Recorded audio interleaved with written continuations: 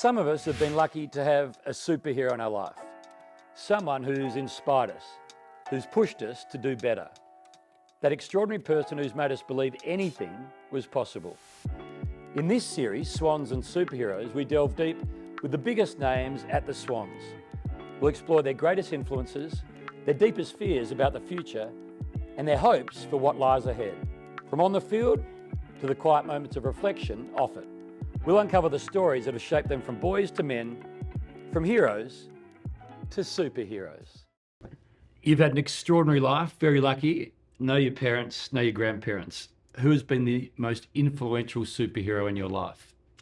Well, funnily enough, we spoke just outside off camera, but your father knew my grandpa, Andrew Fisher, and I never got to meet my dad's father, so that's why there's a bit of a bias towards my grandpa that I knew. But he sort of taught my whole family all the lessons or all the morals that I hope I still live by. Just things as far as respecting your elders.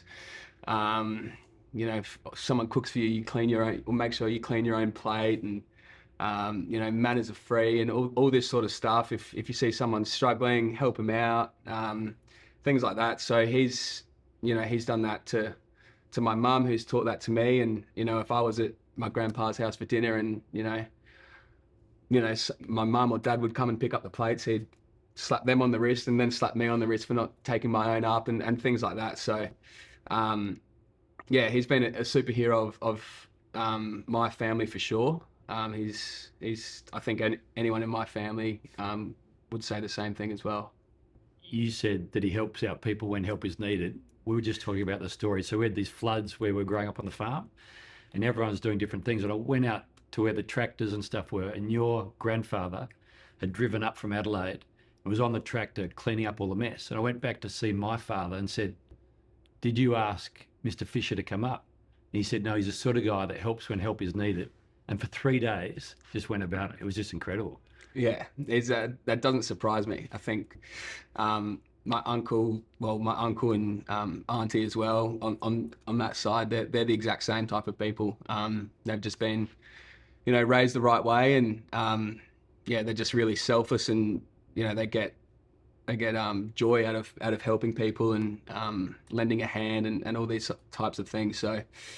Yeah, Papa, he passed away a few years ago now, but he's an absolute ripper, and he's still lives on through all of us for sure. You'd be very proud of you. Thank you, mate.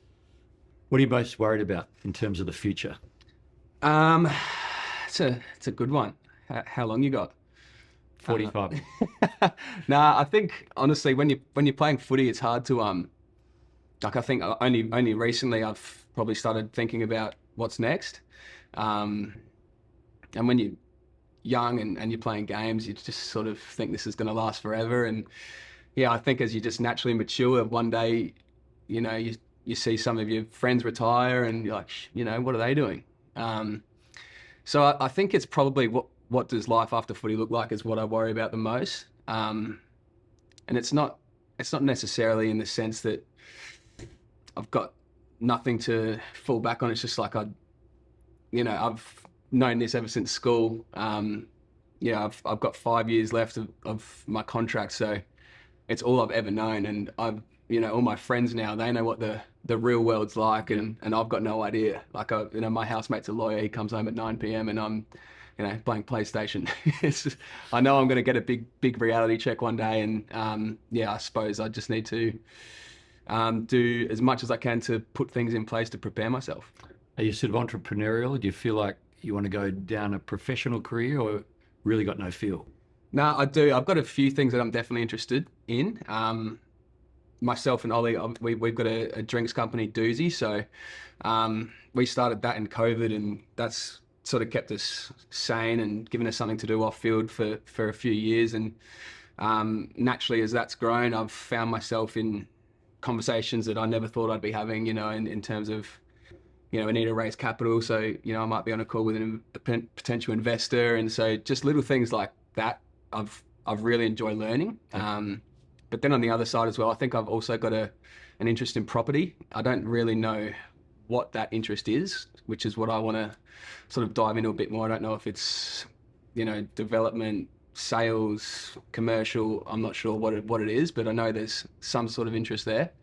So that's probably, a little bit of a New Year's resolution for me to sort of figure that out and maybe go back to uni, which I stopped doing when we started Doozy. So now that we've got a bit of a team working for Doozy now, I can probably find that time to go back to school.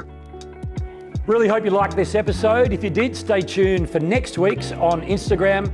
And don't forget to vote for your favourite superhero of the week online at the Swans website to win a corporate box experience. All thanks to the team at Superhero, the official superannuation partner of the Sydney Swans.